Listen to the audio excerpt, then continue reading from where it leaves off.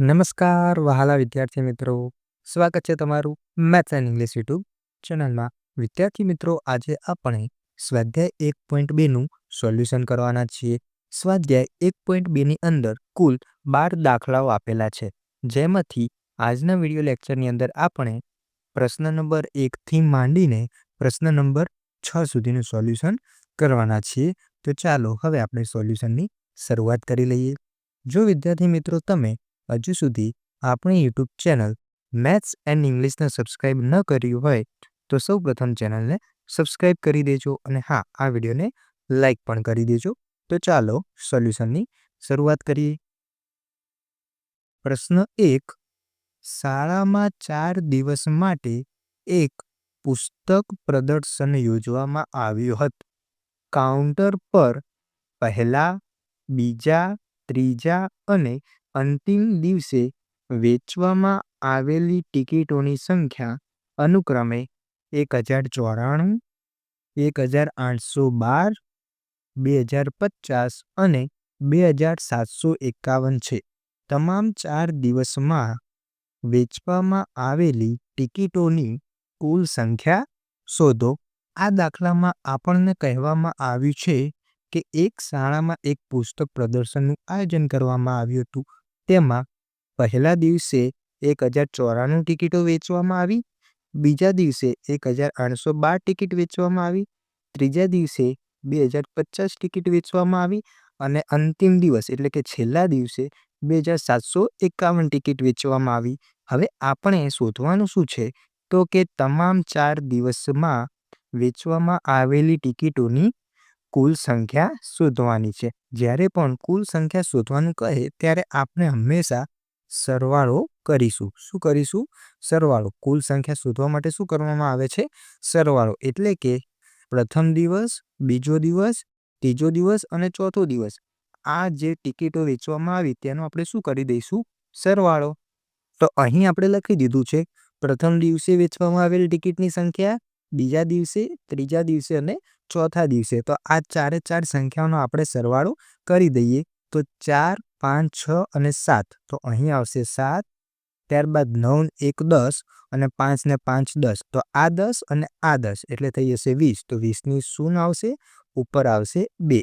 હવે 8 ને 2 10 થશે, 10 ને 7 17નો સાતડો વધી આવી 1, 2 ને 2 4, 5, 6 અને 7. તો અહીં આવી જશે 7. તો આ શું મળ્યું આપણને? તો કે તમામ 4 દિવસમાં વેચવામાં આવેલ ટિકિટની કુલ સંખ્યા. આ શું મળ્યું? ટિકિટની કુલ સંખ્યા. ત્યારબાદ પ્રશ્ન નંબર 2 જોઈએ. શેખર એક પ્રખ્યાત ક્રિકેટ ખેલાડી છે. તેણે ટેસ્ટ મેચોમાં અત્યાર સુધીમાં 6980 રન બનાવ્યા છે. તે કુલ 10,000 રન પૂર્ણ કરવા ઈચ્છે છે. તેને હજુ વધુ કેટલા રનની જરૂર છે? તો શેખરે 6980 રન બનાવી દીધા છે અને એને 10,000 રન બનાવવાના છે. તો હજુ કેટલા વધારે રન બનાવવા પડશે? તો કુલ રનમાંથી આપણે તેને બનાવેલા રન શું કરી દઈશું? બાદ કરી દઈશું. તો કુલ રન હતા 10,000, એમાંથી 6980 રન આપણે બાદ કરી દઈએ.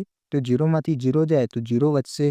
હવે 0માંથી 8 જશે નહીં તો આપણે શું કરવું પડશે? 10 લેવો પડશે. તો અહીં 10 લઈશું, 10. તો અહીં આવશે 9 અને આ 10 ચેકીને બની જશે 9. હવે 10માંથી 8 જાય તો વધશે 2. પછી 9માંથી 9 જાય તો 0 આવશે અને 9માંથી 6 જશે એટલે આવશે 3. તો આ શું મળ્યું આપણને? તો આપણે અહીં લખી દઈશું. આમ શેખરને હજી 3020 રનની જરૂર છે. તેના બાદ દાખલા નંબર 3 છે. ચૂંટણીમાં સફળ ઉમેદવારે 5,77,500 મત અને તેમના નજીકના પ્રતિસ્પર્ધીને 3,48,700 મત મળ્યા હતા.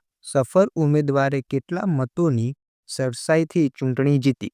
અહીં આપણને કીધું છે કે કેટલા મતની સરસાઈથી મતલબ જે સફળ થયો છે એટલે કે જે જીત્યો છે તે હારેલા ઉમેદવાર કરતાં કેટલા મત વધુ લાવ્યો છે. હવે કેટલા વધારે ગોતવું હોય તો હંમેશા આપણે બાદબાકી કરવી પડે. તો ઉપર જે લખ્યા છે એ જે સફળ થયો છે ઉમેદવાર તેના મત લખ્યા છે અને નીચે પ્રતિસ્પર્ધીના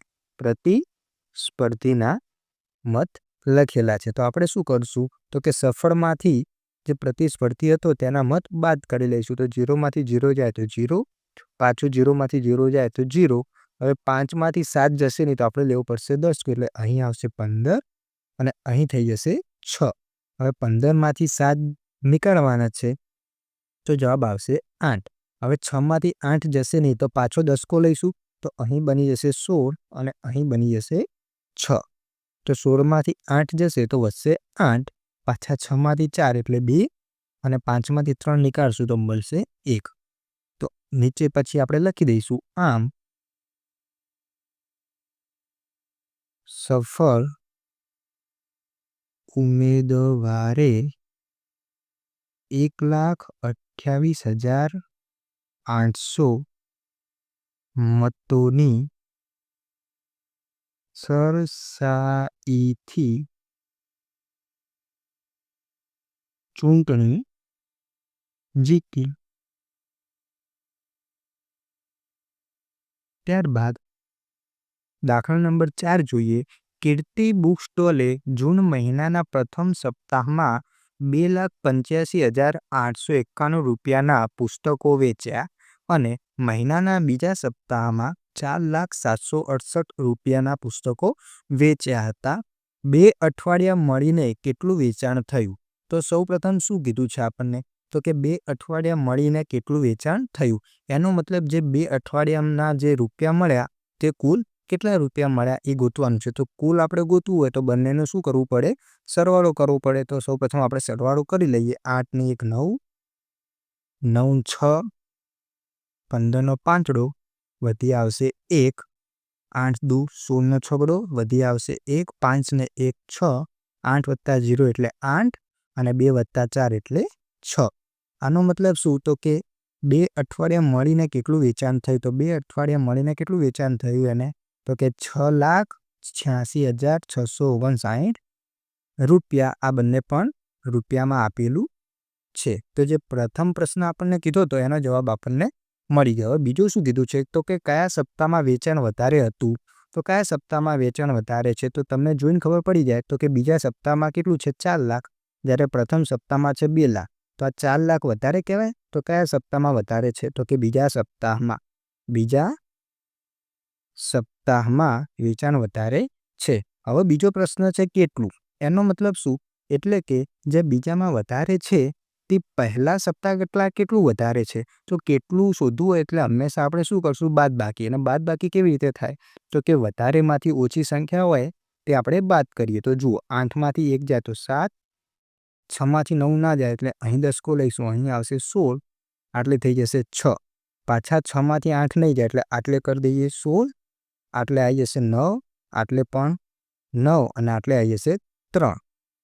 તો 16માંથી 9 નીકાળવાના છે તો કેટલા વધશે? વધશે 7.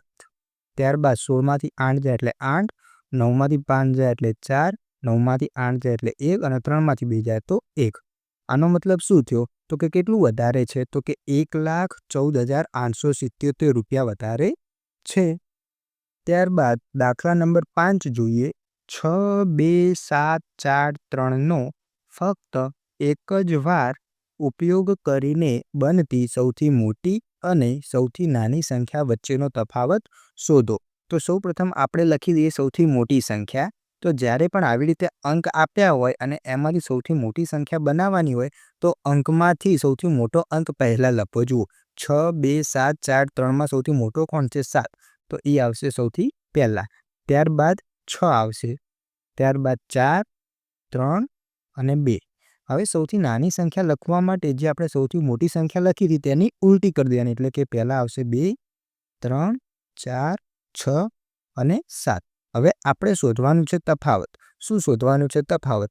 તો જ્યારે પણ તફાવત એટલે શું? તો તફાવત એટલે બાદબાકી. તફાવત એટલે શું થાય? બાદબાકી એટલે કે મોટી સંખ્યામાંથી નાની સંખ્યા આપણે શું કરશું? બાદ કરી લઈશું. તો ચાલો હવે આપણે બાદબાકી કરી લઈએ. 2માંથી 7 જશે નહીં એટલે અહીંયા આવશે 12, આ થઈ જશે 2.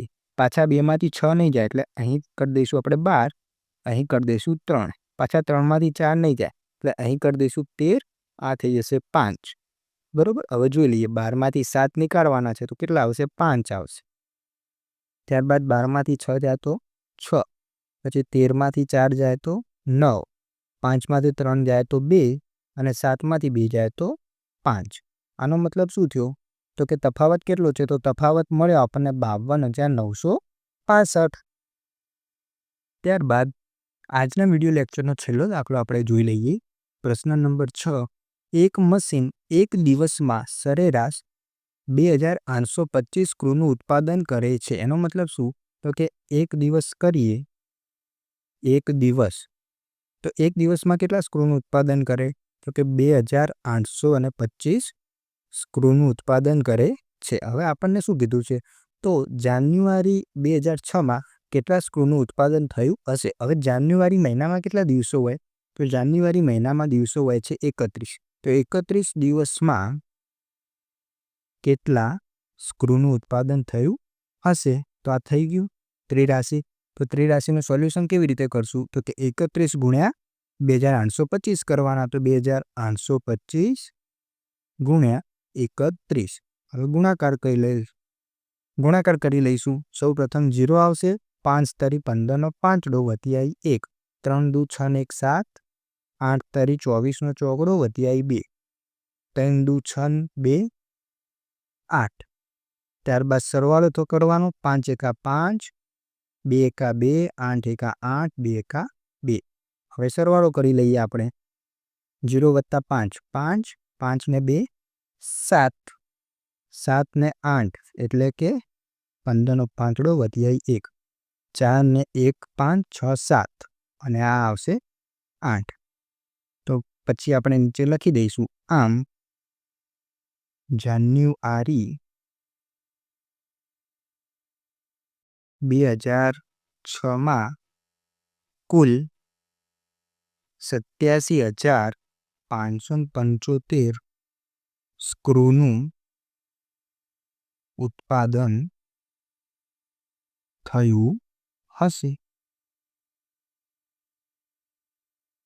તો વિદ્યાર્થી મિત્રો, અહીં આપણે પ્રશ્ન નંબર 1થી માંડીને પ્રશ્ન નંબર 6નું સોલ્યુશન પૂર્ણ કરીએ છીએ. મળીશું એક નવા વિડીયો સાથે. જોડાયેલા રહો maths and English YouTube channel જોડે. ધન્યવાદ.